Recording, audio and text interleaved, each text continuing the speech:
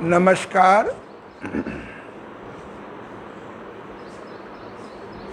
शुभकामनाएं, आशीर्वाद। मैं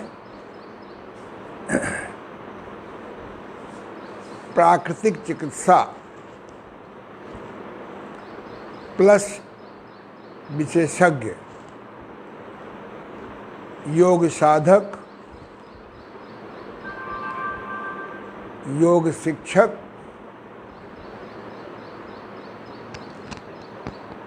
योग ऋषि डॉक्टर ओम प्रकाश आनंद प्रधान चिकित्सक, देव अंतर्राष्ट्रीय योग केंद्र, प्राकृतिक चिकित्सालय, गीतानगर, कानपुर। प्रधान योग आचार्य, देव अंतर्राष्ट्रीय योग केंद्र, मोती झील, कानपुर।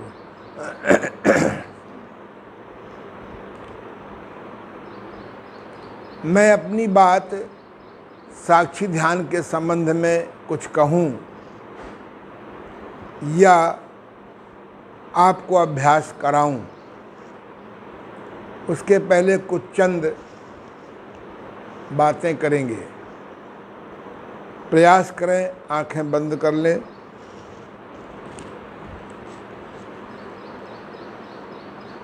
ज्ञान की बात, ध्यान की बात, धर्म की बातें जब आंख बंद करके सुनते हैं और मनोयोग भी लगाते हैं, अवचेतन मन में जल्दी पहुंचती है। जो बात अवचेतन मन में चली जाती है उसका संस्कार पढ़ना बहुत सरल होता है। हम सब लोग जाने अनजाने अवचेतन मन में गई बात के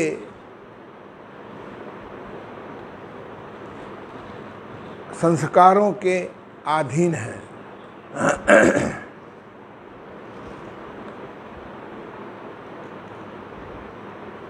शास्त्रों के अनुसार संसार में जरा पेटा पानी ले ऊपर का, संसार में 84 लाख प्रकार के जीव हैं जिनके अंदर जीवन है। ऐसे 84 लाख प्रकार के हैं।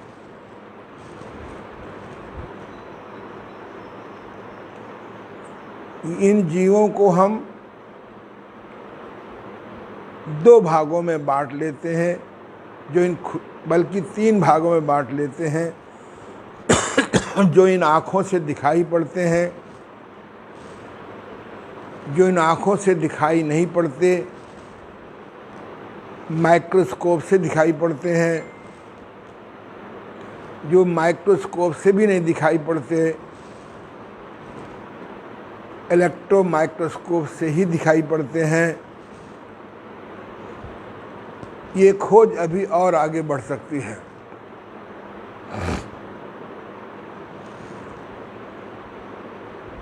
इन दिखाई पड़ने वाले जीवों में एक मनुष्य भी है।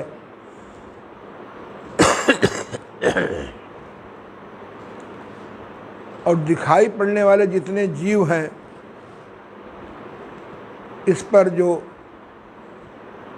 सर्वेक्षण किया गया है,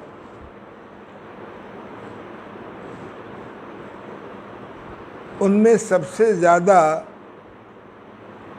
बुद्धिमान, समृद्धवान, कर्मवान, मानव को माना गया है, मनुष्य को माना गया है।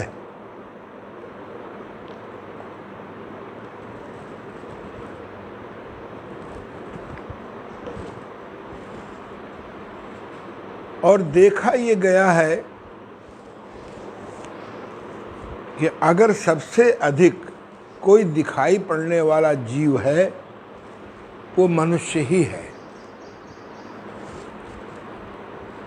जबकि सबसे अधिक साधन युक्त, सुविधा युक्त यही प्राणी है।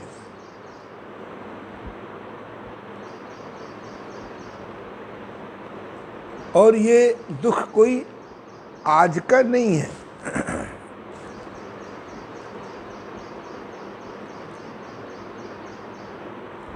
लाखों साल पहले भी ये मनुष्य दुखी था, हजारों साल पहले भी मनुष्य दुखी था, सैकड़ों वर्ष पहले भी मनुष्य दुखी था, आज भी दुखी है। और आगे आने वाले समय में जब तक इस प्रकृति में यह अप्राकृतिक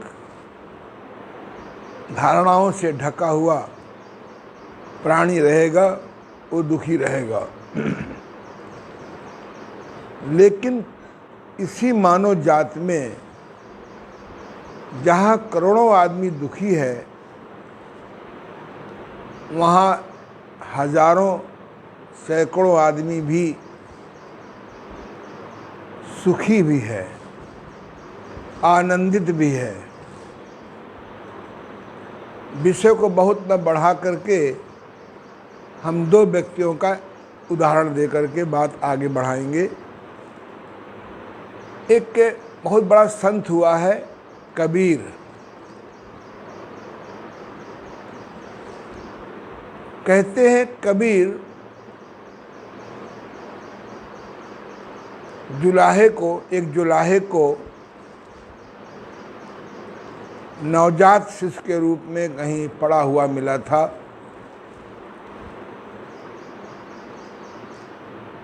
कहानियाँ विभिन्न हैं, उन विषय पे नहीं जाते।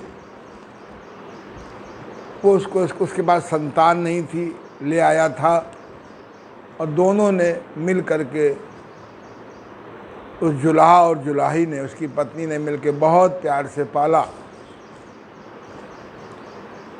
पढ़ाई लिखाई उसकी नहीं हो पाई, किस कारण से नहीं हो पाई उस विषय पे मैं नहीं जा रहा हूँ। लेकिन कबीर ने जो दोहे लिखे हैं, पद लिखे हैं, हजारों लिखे हैं, उसके एक एक पद पर, एक एक दोहे पर आज के व्यक्ति पीएचडी कर सकते हैं, डॉक्टरेट कर सकते हैं। सामाजिक व्यवस्थाओं का महाज्ञानी, सामाजिक समस्याओं का महाज्ञानी, उनको हल कैसे हो महाज्ञानी, योग की बहुत गहराइयों में था। और कहते हैं 120 वर्ष वे स्वस्थ होकर जीवित रहे। और पैसे का घर में इतना अभाव था कि वो नित्य जुलाहे का अपना काम करके कपड़ा बेचते थे, शाम को पैसा लाते थे, सत्संग करते थे, प्रसाद बांटते थे, फिर भोजन करते थे। उनके संतान भी दो ही थे, एक कमाल एक कमाली। उससे मतलब फैमिली प्लानिंग का कोई प्रचार नहीं था। आज की तरह उनको ना सुविधा थी फल की, ना सलाद की, ना सब्स्टिट्यूट की। स्वस्थ रहे, प्रसन्न रहे, परमार्थिक रहे और दीर्घायु रहे। अर्थात उनकी गरीबी, पैसे का अभाव, उनकी अशिक्षा उसके जीवन को आनंद को नहीं घटा सका। अर्थात आनंद प्राप्त करने के लिए, सुविधा और पैसा आवश्यक नहीं है या बहुत नहीं है। आज की परिस्थितियों में देख लें, बहुत पैसा है, बिना भूख के खाते हैं, कम भूख में खाते हैं, बिना चबाए खाते हैं, भरपेट खाते हैं, मलमूत्र के वेग को रोकते हैं, शरीर को 1 घंटे प्रॉपर एक्सरसाइज को नहीं देते हैं, बीमार पड़ने पर प्राकृतिक चिकित्सा के प्रयोग नहीं मालूम है, मन को सकारात्मक करने के लिए ध्यान योग सिद्ध नहीं है, प्रत्याहार की कला नहीं मालूम, मन को अंतर्मुखी कैसे करें, सकारात्मक धारणाओं का अभ्यास नहीं है, काम करने में ध्यान नहीं लगता, समाधि की उपलब्धि नहीं है, आय का 10वांश, भोजन का 1/4, 24 घंटे में 1 घंटे प्राप्त योग्यता का वितरण नहीं करते हैं और अपने कर्म को ईमानदारी से नहीं करते, डायरी मेंटेन नहीं करते, तो आप जीवन में सुखी नहीं हो सकते। दूसरा एक और उदाहरण है, बंद कर दो,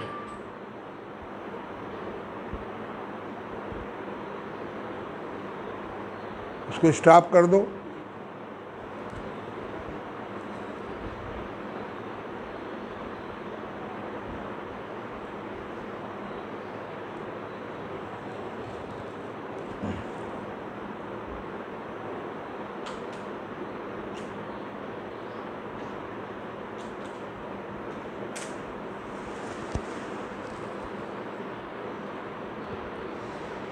भगवान राम के समकालीन उनके ससुर फादर इल्ला जनक,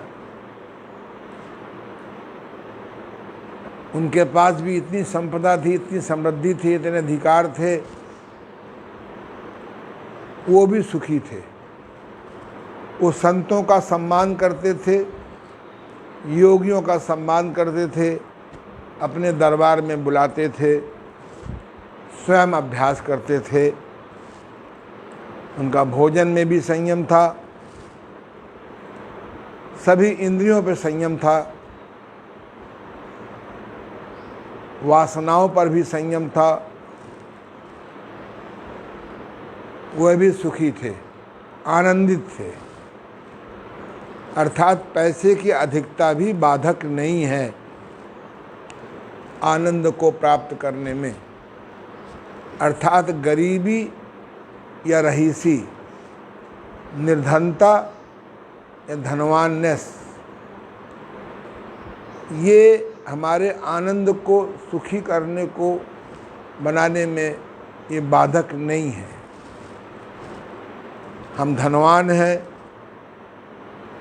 अगर हमको अपनी इंद्रियों पर संयम नहीं है, क्रियात्मक आध्यात्मिक नहीं है, तो आप नाना प्रकार के रोगों से ग्रस्त बने रहेंगे।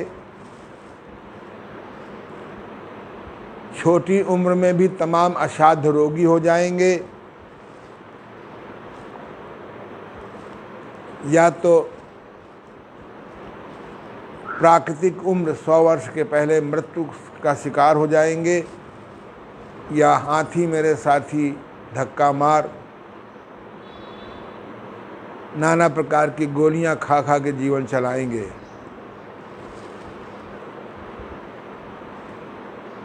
इसी प्रकार से गरीबी का रोना रोने से आप सुखी नहीं हो पाएंगे। मैं एक गांव का व्यक्ति हूँ, कभी कभी गांव जाना पड़ता है, और मेरे गांव में अनेक व्यक्ति ऐसे हैं जो पढ़े नहीं हैं, धनवान भी नहीं हैं, प्रसन्न, स्वस्थ एवं दीर्घायु हैं। ये बात मैं इसलिए कह रहा हूँ कि मन को कैसे मैनेज करें, तन को कैसे मैनेज करें कि स्वस्थ रहे, इसके लिए प्राकृतिक चिकित्सा, सठकर्म, शंख प्रक्षालन, योगासन, प्राणायाम, इंद्रियों में संयम जरूरी है। और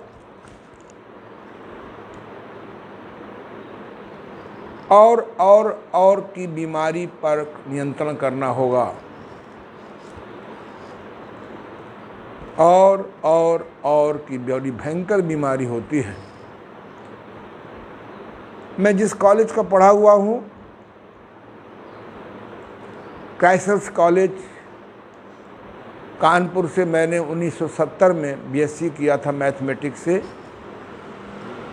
मेरे साथ के पढ़े हुए 90% IAS, PCS, bank manager, engineer, principal आदि ही हुए। 10% में मेरे जैसे को छोड़ दीजिए, बड़े बड़े पूंजीपति कानपुर में हुए, विदेशों में चले गए। यदि मैं सरकारी नौकरी कर रहा होता तो मुझे 12 साल रिटायरमेंट के हो जाते। मिलते हैं, मैं 5% से ऊपर जीवित नहीं हैं। सब भगवान को प्यारे हो गए, और जो जीवित है उनमें 2, 4, 6 लोग ही हैं जो रोग मुक्त हैं, आनंद युक्त हैं। रोग मुक्त वही हैं जो अपनी इंद्रियों पे संयम रखते हैं, भोजन में संयम रखते हैं, क्रियात्मक आध्यात्मिक हैं, थ्योरेटिकल नहीं।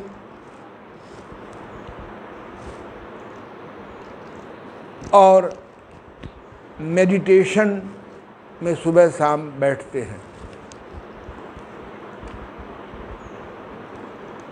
ये बात मैं इसलिए कह रहा हूँ कि सकल पदार्थ हैं जगमाही, साधनाहीन नर पावत नाही, खोजहीन नर पावत नाही, कर्म ही ना, कर्महीन नहीं कहता हूँ, कर्म ही ना नर पावत नाही। मैं भी आज से 52 साल पहले तन से बीमार, मन से बीमार था। 3 साल एलोपैथिक, आयुर्वेदिक, झाड़ फूंक आदि का सहारा लिया। ज्यों-ज्यों दवा की मर्ज बढ़ते गए, एक बीमारी का इलाज करते करते 16 बीमारियां और हो गईं। सुसाइड थॉट पक्का हो गया। 17 सितंबर 1969 को गुप्तार घाट में योजना बना के सुसाइड करने गया, लेकिन गीता प्रेस गोरखपुर से निकलने वाली कल्याण पत्रिका का नियमित पाठक था। उसके कुछ सकारात्मक ज्ञान मेरे मस्तिष्क में घूमने लगा और मैं लौट आया। एक जगह लिखा था, दवा से निराश रोगियों का गारंटी से इलाज। मैं उनसे मिला, डॉक्टर महाप्रसाद जी गुप्त, पुणे चिकित्सा के महान ज्ञाता नेचुरोपैथी में, और उन्होंने मुझको बिना दवा के 1 महीने में 75% ठीक कर दिया। 3 महीने में मैं 100% ठीक हो गया। चश्मा छूट गया, बाल वापस आ गए। डॉक्टरों ने कहा था कि 6 महीने में अंधे हो जाओगे। आज मैं 10,000 किताबें पढ़ चुका हूँ, मेरी लाइब्रेरी में है। 50 किताबें लिख चुका हूँ, 12-12 घंटे पढ़ता हूँ, आँखों में दर्द नहीं होता। इस उम्र में भी मैं अखबार पढ़ लेता हूँ। ये सब पुरुषार्थ से हुआ, प्रयत्न से हुआ, ईश्वर की प्रार्थना से हुआ। कल मेरे पास एक बालक का फ़ोन आया, भाई मैंने कहा तू आजा मेरे पास 1 महीने के लिए, मेरी तरह वो तू भी सुखी हो जाएगा। बाहर से था। भैया, तन को सुखी करने के लिए प्राकृतिक चिकित्सा, योग साधना, सत्कर्म, इनका ऑनेस्टी से पालन करना होगा। मन को सुखी करने के लिए प्रत्याहार की कला सीखनी पड़ेगी। मन को अंतर्मुखी कैसे करें, सकारात्मक धारणाओं का अभ्यास करना पड़ेगा, अलर्ट रहने की कला सीखनी पड़ेगी, समाधि की कला सीखनी पड़ेगी। मैं पिछले 4 दिनों से सिखा रहा हूँ कि तुम्हारी गरीबी बाधक नहीं है, तुम्हारी समृद्धि बाधक नहीं है, तुम्हारी अशिक्षा बाधक नहीं है। तुमको मन का मैनेजमेंट करना सीखना पड़ेगा, आत्मा का मैनेजमेंट करना सीखना पड़ेगा, तन को कैसे स्वस्थ रखेंगे ये मैनेजमेंट सीखना पड़ेगा, परिवार को मैनेजमेंट कैसे सीखना पड़ेगा। वो मैं सिखाने को तैयार हूँ, सिखाता भी हूँ। इसलिए 24 घंटा कबीर दास के भी थे, संत कबीर के पास भी थे, 24 घंटा उसके भी थे, राजा जनक के पास भी थी, 24 घंटे आपके पास भी हैं, 24 घंटे मेरे पास भी हैं। आज इसका ध्यान, कल उसका ध्यान, अरे ध्यान सब एक है, उनको प्रॉपर समझो। जो सुखी होना चाहते हैं, मैं साक्षी ध्यान की चाबी दे रहा हूँ। केवल शुरुआत में 15 मिनट समय लगाओ, फिर आधा घंटा 20 मिनट समय लगाओ, आधा घंटे साक्षी ध्यान को 5 स्टेप करो और देखो तुम्हारा आनंद बढ़ेगा। इसलिए हम लोग साक्षी ध्यान में, ये साक्षी ध्यान तमाम चीज़ों का मिक्सिंग है। सब प्रकार के ध्यान योग मैंने समझे, सीखा, पढ़ा, शास्त्रों का अध्ययन किया और देश काल परिस्थिति के अनुसार से सरलीकृत कर दिया, 5 भागों में बना दिया। पहले साक्षी दर्शन करना है 5 मिनट, फिर नाभि दर्शन करना है 5 मिनट लगभग, घड़ी सामने रखिए, बीच में आप आँख खोल के देख सकते हैं। पूरा हो गया, नहीं पूरा हुआ है तो फिर आगे बंद कर लो। 5 मिनट निज दोष दर्शन करना है और 5 मिनट जिस दोष को समाप्त करना चाहते हैं उसको बार बार दोहराना है। इतना करने के बाद भी कोई अगर आपका दोष नहीं मिट रहा है तो दंड देना है। इसका नाम है शुभ हेतु दंड। शुभ हेतु दंड। जेल इसलिए बनाए गए थे कि वहाँ पर खराब व्यक्ति को सुधार किया जाए, पर जेलों की सही शिक्षा न मिलने से आज जेल में जो आदमी फंस जाते हैं प्रायः और दुष्ट होकर निकलते हैं। हमारी सारी शिक्षा ही बदल गई, रूप बदल गया। बस how to multiply money, how to multiply money, how to multiply money. ना देना पड़े, ना देना पड़े, ना देना पड़े, ना निकालना पड़े, ना निकालना पड़े। एक प्लाट यहाँ, एक प्लाट लखनऊ में, एक प्लाट दिल्ली में, एक प्लाट गोवा में, एक प्लाट अब चांदलोक में, अब सूर्यलोक रह गया, वहाँ भी एक प्लाट खरीद लो। खरीदने के पहले जल जाओगे। कितनी गरीबी मिट गई है पहले की अपेक्षा कर। कितने बैंकों में पैसा भरा हुआ है लेकिन आपको मनी का मैनेजमेंट नहीं आ रहा है, इसलिए दुखी हैं। तो आओ, शुभ हेतु दंड क्या है ये समझो आप। हमने बार बार संकल्प किया, ईश्वर की कृपा से क्रोध की परिस्थितियों में भी मैं शांति बनाए रखता हूँ। हमने एक संकल्प किया, ऑटो सजेशन किया,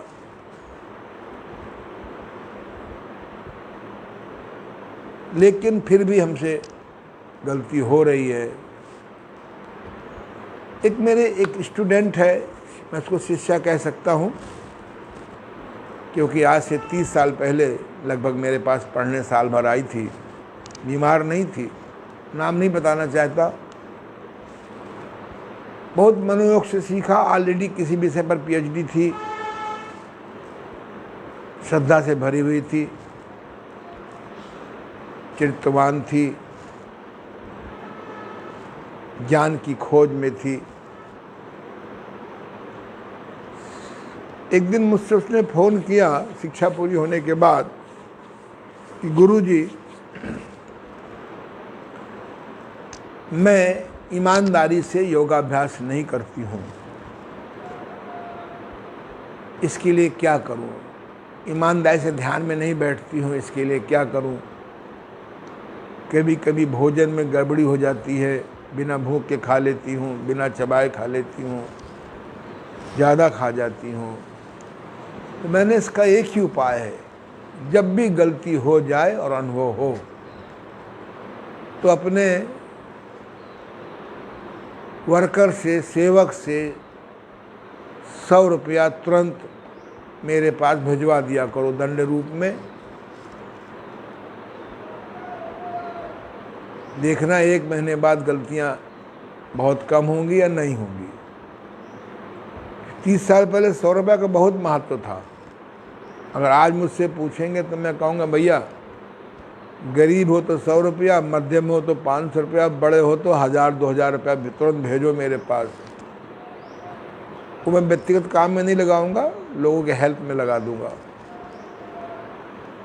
महीने में 10-15 बार उसका 100 रुपया आया, फिर आना बंद हो गया अगले महीने से लगभग। मैंने फ़ोन किया, मैंने कहा बताओ बेटा क्या बात है, तेरा पैसा नहीं आया? अरे बोले गुरुजी 100 रुपया देने के बाद दिन भर याद रहता था और मेरी गलतियां ठीक हो गई। अब तो महीने में 1 बार, साल में 1 बार आती है मिलने, केवल गुरु पूर्णिमा के दिन आती है मिलने। श्रद्धा के साथ पत्रम पुष्पम फलम तोयम, व्यवस्था के सुधारने हेतु जो दे जाती है उसको अच्छे काम में लगा देता हूँ। ये कहानी का सत्य घटना का मतलब ये है कि आप शुभ हेतु दंड दीजिए। जब आप दंड, ऐसा दंड दीजिए कि जो कष्ट हो, चाहे धन का हो, चाहे तय करिए कि आज हम केवल पानी पर ही रहेंगे दिन भर, न जूस पिएंगे, न सूप पिएंगे, न फल खाएंगे, न हलवा खाएंगे। व्रत लीजिए। व्रत माने संकल्प होता है। आज व्रत माने व्रत, व्रत माने भरत, भरत माने मरत। व्रत के नाम से कि पढ़े लिखे लोगों में व्रत माने होता क्या है? व्रत माने व्रत, व्रत माने भरत, दिन भर भरत, उसके बाद बीमारी से व्रत। व्रत माने संकल्प होता है। मैं संकल्प करता हूँ कि ये गलती मुझसे ठीक नहीं हो रही है, आज मैं दिन भर जल पे रहूँगा, केवल पानी पे रहूँगा। जब शरीर को कष्ट देंगे तब फिर प्रतिज्ञाएं पूरी होती हैं। चलो अब की बार माफ़ किया, खा लो। व्रत करके व्रत तोड़ने से संकल्प शक्ति मजबूत नहीं होती है। आओ, ये जो हमने ज्ञान योग की चर्चा की लगभग 30 मिनट, क्योंकि ज्ञान योग के बिना क्रिया योग अधूरी है, क्रिया योग के बिना ज्ञान योग अधूरा है। हम लोग सूचनात्मक ज्ञानी ज़्यादा हो गए हैं। मेरे गुरुदेव कहा करते थे, जैसे दवाइयों में स्वास्थ्य नहीं है, दवा दबाए रोग को करे नहीं निर्मूल, चतुर चिकित्सक जानते और हम करते हैं भूल। आज तक ऐसी कोई दवा नहीं बनी है जो किसी रोग को ठीक करती हो। रोग को दबा देती है या शांत कर देती है या किसी नए रूप में आ जाती है। इस सत्य को समझना होगा। नहीं चाहे WHO लग जाए, चाहे PHO लग जाए, चाहे BHO लग जाए। BHO माने भारत हेल्थ ऑर्गेनाइजेशन, PHO माने पाकिस्तान हेल्थ ऑर्गेनाइजेशन, FHO माने फ्रांस हेल्थ, चाहे कुछ भी लग जाए, चाहे वर्ड लग जाए, इस सिद्धांत को हमें समझना होगा। दूसरा, भोजन में शक्ति नहीं है। मैं तो 2 बजे, पौने 2 बजे का उठा हुआ हूँ, तो गर्म पानी पिया है 1 लीटर और शहद लिया है थोड़ा सा। शहद के अभाव में गुड़ ले लेता हूँ कभी कभी, और ये 2 बजे फल खाऊंगा 4-5 प्रकार के। मुझे तो कोई कमजोरी नहीं है। भ्रम है कि भोजन में शक्ति है। भोजन पचेगा तो शक्ति है। पानी पच जाए तो पानी में शक्ति है। पानी पीते समय अगर विजुअलाइजेशन कर लेंगे, हम जूस पी रहे हैं अनार का, वही लाभ करेगा। आपको विजुअलाइजेशन नहीं आता, आपको धारणा नहीं आती, खा रहे मर रहे देखो अनार फायदा तो करेगा नहीं। निगेटिव थिंकिंग आप हमारी जिंदगी को तबाह कर देती है। भय का भूत, रस्सी को सांप समझना ही दुख का कारण है। तीसरा है जो मैं बता रहा था, जैसे दवाइयों में स्वास्थ्य नहीं है, ऐसे ही बिना ज्ञान के क्रिया एक सीमा के बाद लाभ करना बंद कर देगी, और बिना ज्ञान के बिना क्रिया अधूरी, क्रिया के बिना ज्ञान अधूरा है। ये 30 मिनट जो हम लोगों ने ज्ञान योग के लिए लगाया, इसलिए बता रहा हूँ भैया,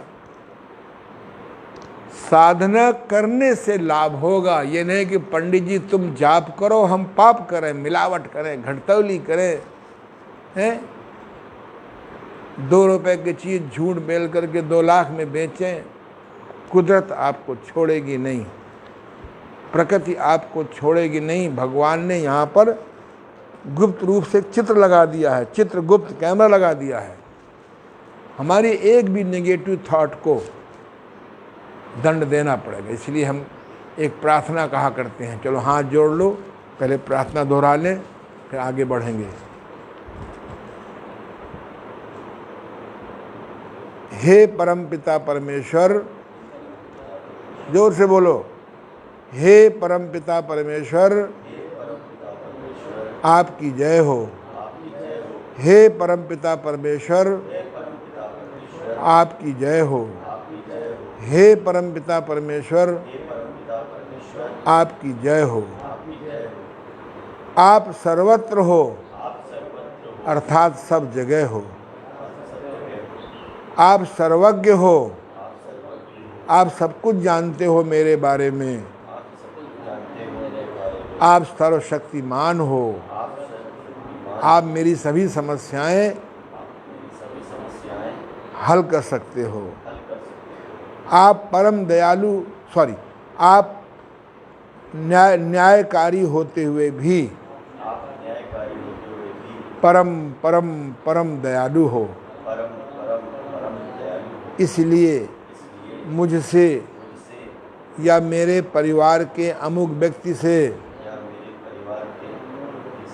ऐसी भूल हो गई है जिसके कारण वह बीमारी या दुख से ग्रसित है।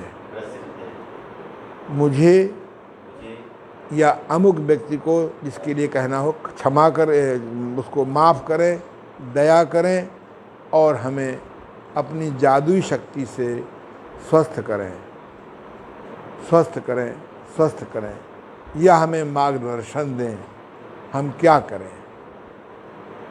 सामने डायरी रखी होती है, आप लिख लें, कुछ देर में आएगा। इस प्रकार की प्रार्थना जब आप बार बार दोहराएंगे, 3-4 बार, फिर मैं दोहरा रहा हूँ, केवल आप सुने। हे परमपिता परमेश्वर आपकी जय हो। हे परमपिता परमेश्वर आपकी जय हो। हे परमपिता परमेश्वर आपकी जय हो। आप सर्वज्ञ हो, आप सर्वत्र हो, आप सर्वशक्तिमान हो, आप परम दयालु, आप न्यायकारी होते हुए भी परम परम दयालु हो। मुझसे जो भी जाने अनजाने भूल हो गई है, जिसके कारण यह कष्ट चल रहा है, ये दुख चल रहा है, उसे आप अपनी जादुई शक्ति से, चमत्कारी शक्ति से दूर करें, या मुझे मार्गदर्शन दें कि मैं इस समस्या को कैसे हल करूं, और ऐसी शक्ति दें कि यह गलती, ये भूल दोबारा न हो। अब आप, ये प्रार्थना चिकित्सा है, इससे बहुत चमत्कारी लाभ होते हैं। अब आप आंखें बंद करके बैठ जाइए।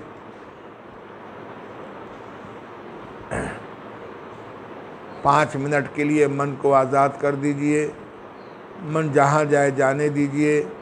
मन जो सोचे सोचने दीजिए। मन जो देखे देखने दीजिए। मन जो करे करने दीजिए। मन अच्छी बात सोचे या बुरी बात सोचे, उसके किसी काम में दखल नहीं करेंगे।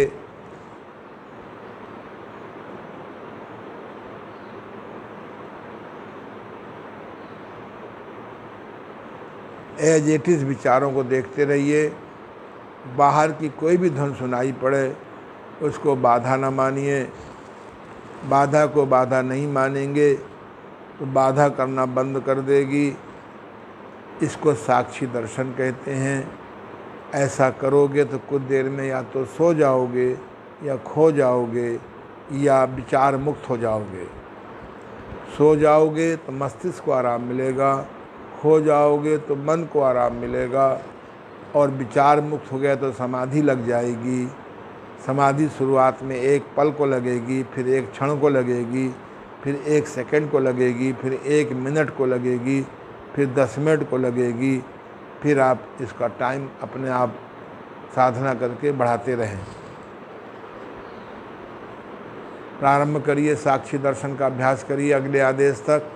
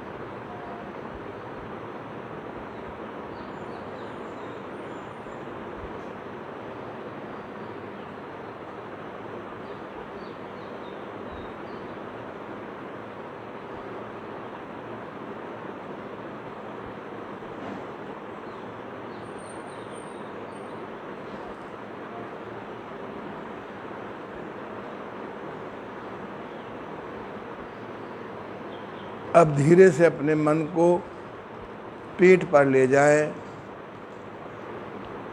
नाभि पर ले जाएं। पेट बाहर, मन बाहर, पेट अंदर, मन अंदर।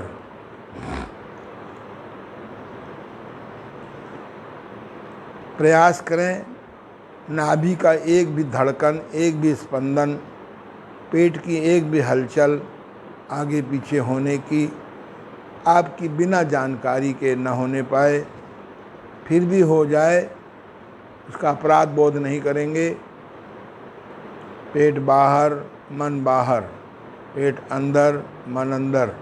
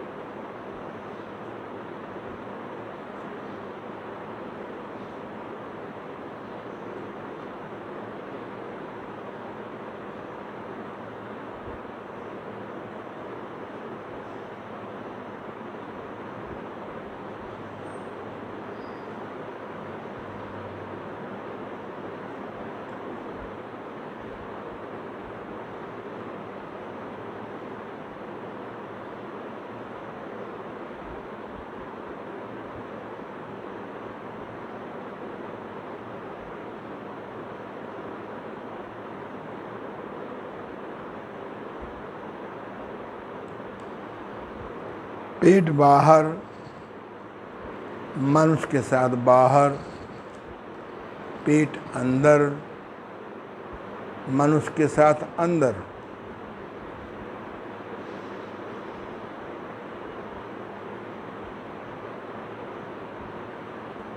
प्रारंभ में इसके लिए दबाव डाल करके हल्का सा बाहर लाइए पेट को, तो अंदर ले जाइए, धीरे धीरे स्वतः होने लगेगा।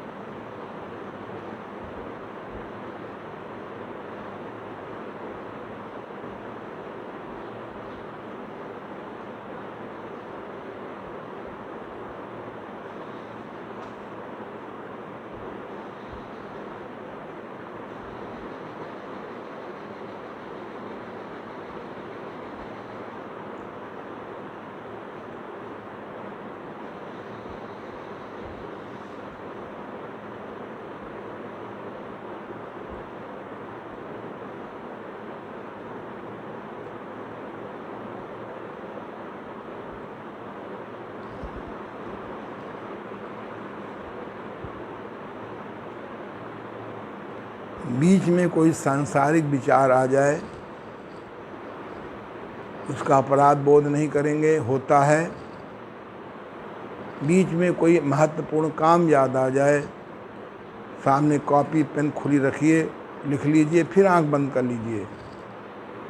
क्योंकि जब आपका ब्रेन और माइंड रिलैक्स होता है तो शांत मन में, जैसे शांत पानी में दिखाई पड़ता है कि नीचे हीरा पड़ा है, जवाहर पड़ा है, पत्थर पड़ा है, कूड़ा पड़ा है, या आपकी खोई वस्तु पड़ी है, कोई खोई समस्या का हल पड़ा है,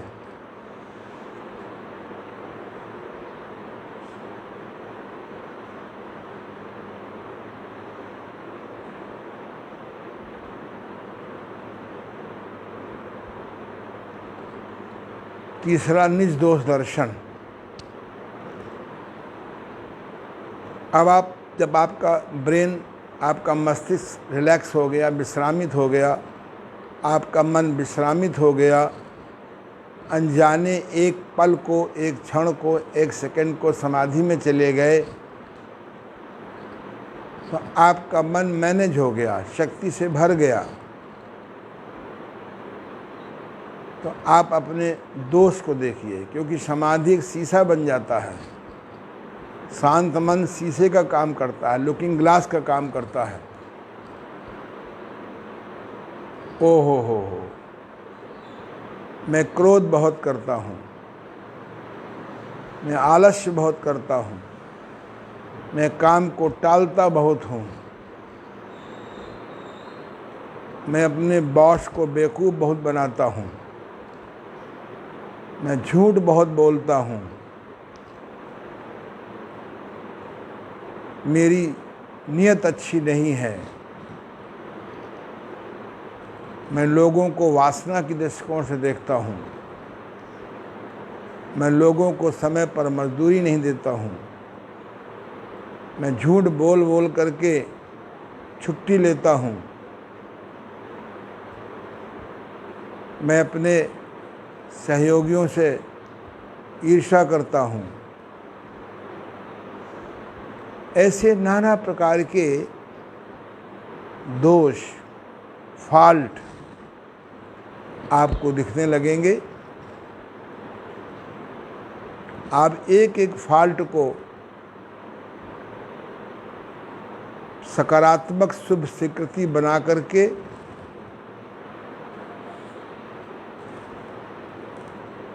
दोहराएंगे। दिन में कई बार लिख भी सकते हैं, रात को कहते कहते सो जाएं। 2, 4, 6, 8, 10 दिन लगाएंगे, उसमें सुधार होगा। और नहीं होता फिर दंड दीजिए, इतना धन का दंड दें कि कष्ट हो, या फिर व्रत करिए, मैं आज जल पे रहूँगा। जब तक आप दंड नहीं देंगे, शुभ हेतु दंड नहीं देंगे, तब तक संकल्प शक्ति मजबूत नहीं होती। एक मैं उदाहरण दे रहा हूँ। क्रोध बहुत कॉमन चीज़ है। क्रोध के कारण परिवार टूट रहे हैं। मेरे पास तो मेरे मिलने वालों के फ़ोन आते हैं, उनकी बातें सुन करके अपना भी लाभ होता है, कहीं ये गलती हम तो नहीं कर रहे हैं अपने परिवार में। क्रोध को ले लीजिए। क्रोध हमारा कैसे कमज़ोर हो, क्रोध हमारा कैसे होश में आए, कैसे हम क्रोध से नुकसान न होने दें, ना अपना ना दूसरे का। मन में दोहराएंगे, पहले मैं बोलूँगा, आप फिर दोहराएंगे। यहाँ आप बोल के दोहराएंगे, मन में नहीं दोहराएंगे। ईश्वर की कृपा से, ईश्वर की कृपा से, क्यों नहीं बोल रहे बेटा? ईश्वर की कृपा से क्रोध की परिस्थितियों में भी मैं शांति बनाए रखता हूँ। ईश्वर की कृपा से क्रोध की परिस्थितियों में भी, झुंझलाहट की परिस्थितियों में भी, मनचाहा न होने पर भी मैं शांति बनाए रखता हूँ। इसको बार बार दोहराएंगे, बार बार दोहराएंगे, बार बार दोहराएंगे। माला ले लीजिए, 108 गुरियों की माला आती है। हमने उसको 56 गुरिया की माला बनाई, 54 गुरिया की माला बनाई। फिर हमने 27 गुरिया की माला बनाई। वो रखने में सरल होती है। उस माला को ले लो। कहते हैं मन का ना हो तो मन का घुमा, मन का होने लगेगा। मन का ना हो यानी क्रोध बस में नहीं आ रहा, तो मन का माने गुरिया होती हैं माला की। गुरिया माला की गुरिया को मन का कहते हैं। मन का ना हो तो मन का घुमा, उसमें अपनी बात दोहराओ, मन का होने लगेगा। ईश्वर की कृपा से क्रोध की परिस्थितियों में भी, झुंझलाहट की परिस्थितियों में भी, मनचाहा न होने पर भी, प्रतिकूलता की परिस्थितियों में भी मैं शांति बनाए रखता हूँ।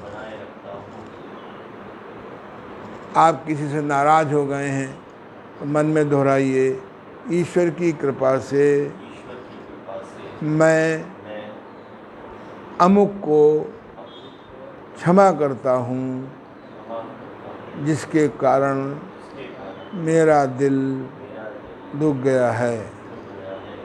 इसी प्रकार से ईश्वर की प्रेरणा से मैं उससे क्षमा मांगता हूँ, जिसका मन मेरे व्यवहार के कारण, मेरी वाणी के कारण दुख गया है।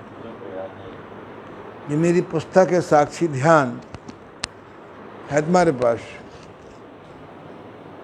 कल मैंने दिखाई थी आपको। AnandYoga.com में जाइए और उसको पढ़िए। ऐसे लगभग 28-30 उसमें दोष दिए हुए हैं, उनको आप देखिए। 3 महीने की साधना से आपके जीवन में बहुत परिवर्तन हो जाएगा। ये हमारे मानसिक विकार भी हमारे तन के विकारों को, बीमारी बढ़ाने में बहुत सहयोग करते हैं। क्रोध को घटा सकते हैं, लोभ को घटा सकते हैं, झूठ बोलने की आदत को घटा सकते हैं, धोखा देने का स्वभाव घटा सकते हैं, आप अपनी ईर्ष्या को घटा सकते हैं, घृणा को घटा सकते हैं, बदले की भावना घटा सकते हैं, आप अपनी समस्याओं को हल करने का रास्ता ढूंढ सकते हैं। जो साक्षी ध्यान पुस्तक है, क्या क्यों कब कैसे, उसको आप anandyoga.com में जाइए, अदर बुक्स में क्लिक करिए, चाहे ई लाइब्रेरी anandyoga.com में जाइए, वहाँ बुक्स खोलिए, डाउनलोड कर लीजिए। कोई पैसा नहीं मैं आपसे मांग रहा हूँ, निःशुल्क व्यवस्था है, सीखिए। और मेरी तरह मेरे संपर्क में आए हुए हजारों लोगों की तरह जिन्होंने मेरी बात मानी, आप भी मन से सुखी हो जाइए। मैंने पहले ही कहा, ना अभाव बाधक है ना भराव बाधक है। मैं इस शहर के अनेक लोगों को जानता हूँ जो जनक की तरह जीवन जी रहे हैं और जिनके पास मकान भी नहीं है, वो अपने सद्व्यवहार से, साधना से, सुख से जी रहे हैं, आनंद से जी रहे हैं। सुख के लिए सुविधा चाहिए, मैं सुविधा का विरोधी नहीं हूँ, पर आनंद पाने के लिए, क्योंकि सुख का दुख होता है, सुविधा है सुख मिल रहा है, सुविधा चली गई दुख आ गया।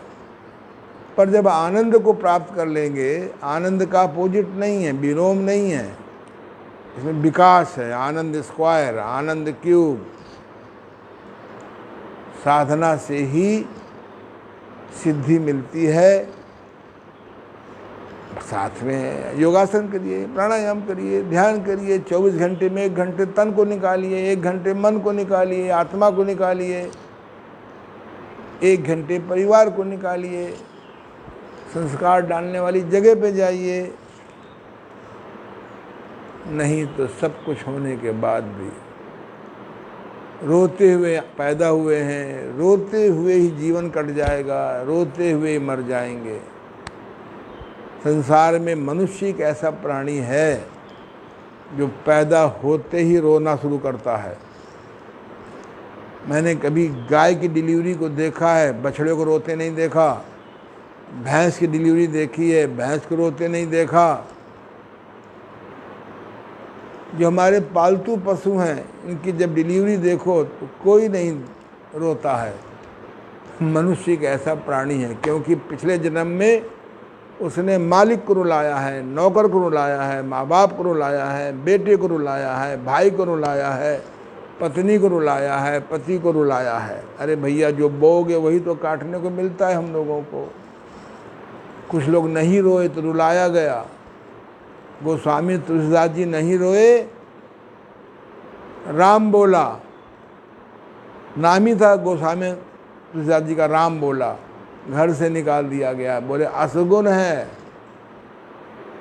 हमारी समाज की गलत परंपराएं अच्छी परंपराओं को नहीं समझते हैं। आइए, आज साक्षी ध्यान का 5वां दिन है। हम परसों फिर आपसे कल भी मिलेंगे।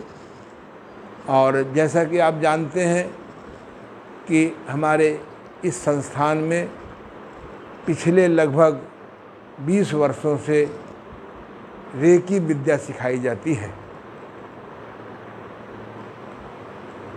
मेरे मित्र, पूर्व के मित्र, वर्तमान के अति मित्र, गुरु भी कहता हूँ, उन्होंने मुझको सन 93 में रेकी सीखने की प्रेरणा दी।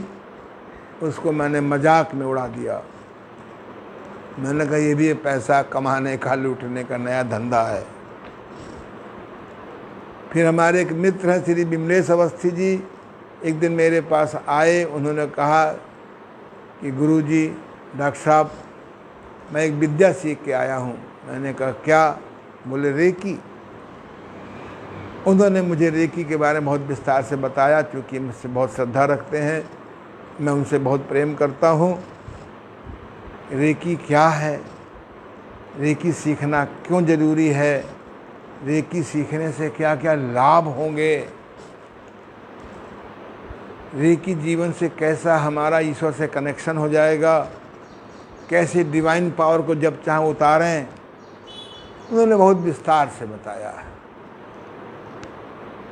अविश्वास नहीं हुआ मैंने, क्योंकि विश्वास वो कोई था नहीं, क्योंकि हमारे मित्र ने रेकी के बारे में बता चुके थे।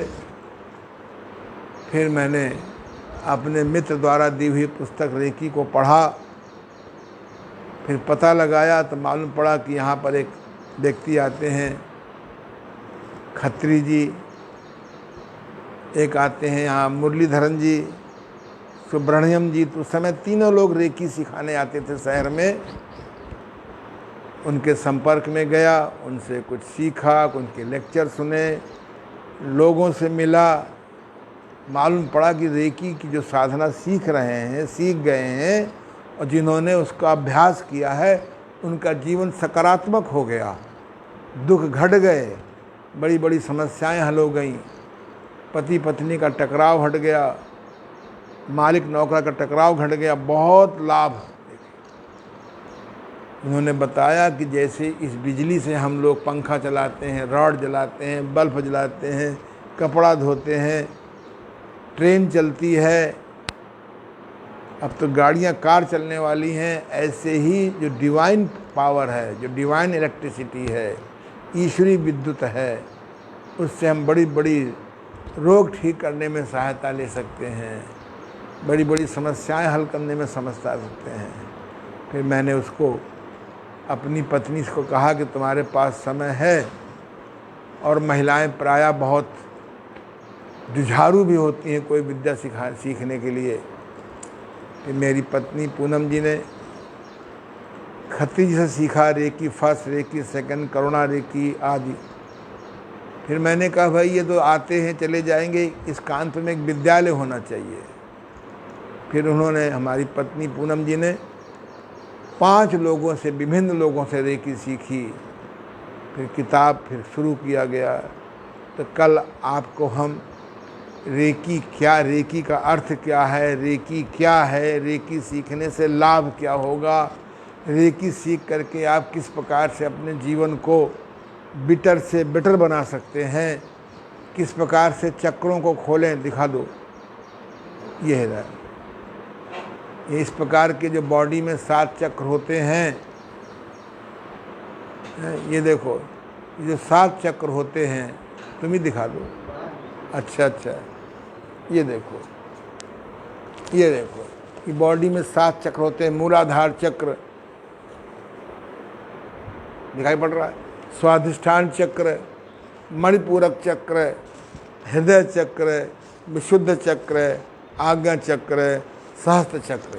ये 7 चक्र, जैसे हमारे लीवर, स्प्लीन, छोटी आंत, बड़ी आंत, जो बॉडी के अंदर आर्गन होते हैं, ये कूड़े से भर जाते हैं, सड़ान से भर जाते हैं, बीमारी से भर जाते हैं। ऐसे हमारे मानसिक असंतुलन की वजह से ये सारे चक्र हमारे ब्लॉक हो जाते हैं, एंटी हो जाते हैं।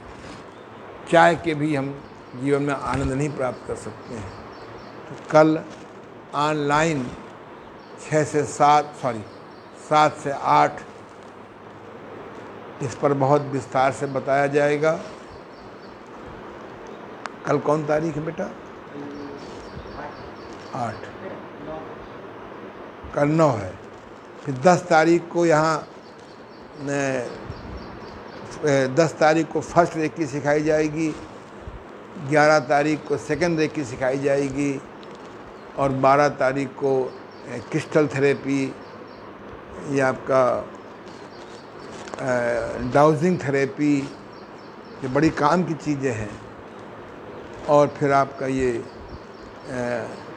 ऑरा स्कैनिंग कैसे करें आदि, ये विद्याएं अगर आप सीख लें तो आपका जीवन बिटर से बेटर हो जाएगा, आपका जीवन सकारात्मक समृद्धि से भर जाएगा। ये अब आपको घर बैठे सीखना है। लगभग हर शहर में कोई न कोई भले आदमी सिखाते हैं। शहर के बाहर जाना पड़ेगा, रहने के लिए होटल लेना पड़ेगा, जो हमारी मेंटेनेंस शुल्क है, और लोगों से जो शहर के बाहर हैं बड़े होशियार, उनसे हमने आधी रखी है, क्योंकि हमारा शहर कानपुर है। तो जो लोग सीखना चाहें कल तो आप रेकी अटेंड करिए, रेकी का सेमिनार अटेंड करिए, फिर आपको कुछ ऐसी सूचना देंगे तो आप उसका लाभ उठाएं। रेकी माने जो अखबारों में आती वो रेकी नहीं है कि 3 दिन रेकी करके मर्डर किया। ये जापानी शब्द है। रेकी माने होता है सर्वव्यापी ईश्वर की प्राण ऊर्जा को, ईश्वर की शक्तियों को किस प्रकार से अपनी बॉडी में उतारें और उससे हम काम लें। बहुत अच्छी विद्या है। कल आप ज़रूर अटेंड करिए, ऑनलाइन अटेंड करिए। कितने भाग्यशाली हैं, कोरोना को धन्यवाद दीजिए, उसने आपकी तमाम बाहरी समृद्धि छीनी होगी। ये तो वैसे भी छिन जानी है। घर में एक तामसी बेटा पैदा हो जाएगा तो छीन ले जाएगा, फिर बीमारी आ जाएगी तो छीन ले जाएगा। बैंकों में जमा करोगे तो 11% से घटते घटते 5% ब्याज आ गया। पता नहीं कब हमारे दिग्गज लोग कह देंगे कि आज से 1% मिलेगा, और ये भी कह देंगे कि आज से उल्टे देना पड़ेगा। ये तो छीनना ही है, चाहे सरकार छीने, चाहे बैंक वाले छीने, चाहे बीमारी में छीने, चाहे नालायक जो आसुरी बच्चे छीने, ये तो छीनना ही है। पर ऐसी विद्या सीखो कि ये छीने नहीं, और हम आनंद को कैसे प्राप्त करें। काश योग साधना, प्राकृतिक चिकित्सा, रेकी विद्या तीनों का समन्वय हो जाए, जैसे हम लोग दिन पर दिन सुखी आनंद बढ़ रहा है, आपका भी बढ़ने लगेगा। ये मैं जो शेयर कर रहा हूँ, अब शेर बनने से काम नहीं होगा। घर में शेर बनोगे तो पिटोगे अंत में देर में, खाना बंद हो जाएगा, बीमारी आ जाएगी, पिटोगे। जैसे सर्कस में शेर जब बात नहीं सुनता तो उसको चाबुक मारा जाता है करंट का। अगर आप ईश्वर की बात नहीं सुनोगे, कुदरत की बात नहीं सुनोगे, व्यवहारिक संतों की बात नहीं सुनोगे, मेरी बात का अनुभव नहीं करोगे, तो पिटना तो है ही है। हम लोग सर्कस के शेर हैं। इसलिए हम लोग थोड़ी मेरी बातों में गंभीरता में कभी कभी मैं हाथ से बोल देता हूँ। इसलिए प्रभु भगवान तो आपको सद्बुद्धि दे दिया है, कर्म तो हमें करना पड़ेगा। सद्बुद्धि कब तक मांगोगे, वो तो बेचारा दे रहा है। कब तक गायत्री मंत्र पढ़ोगे? गायत्री मंत्र भी पढ़ रहे हो, मिलावट भी कर रहे हो, घटतौली भी कर रहे हो, कर्म में गड़बड़ भी कर रहे हो, झूठ भी बोल रहे हो, मालिक से झूठ बोलते हो। मालिक 3 होती हैं, आत्मा मालिक, जहाँ हम काम करते हैं वो मालिक, और ऊपर बैठा है मालिक, सब देख रहा है। इसलिए हम लोग परसों फिर हम आपको एक ऐसी कला सिखाएंगे, कल डिक्लेयर करेंगे। आप जो लोग सुन रहे हैं वो शेयर करें, यानी और 5 लोगों को कम से कम और भेजें। लोगों का भला करोगे तो लाभ होगा, भला करोगे तो लाभ होगा। अरे शेयर, इन बातों को भेजने की कोशिश करो। लाभ चाहते हो तो भला करो, कर्मठ बनो, संयमित बनो। धन्यवाद। कल हम लोग फिर मिलेंगे। आशीर्वाद।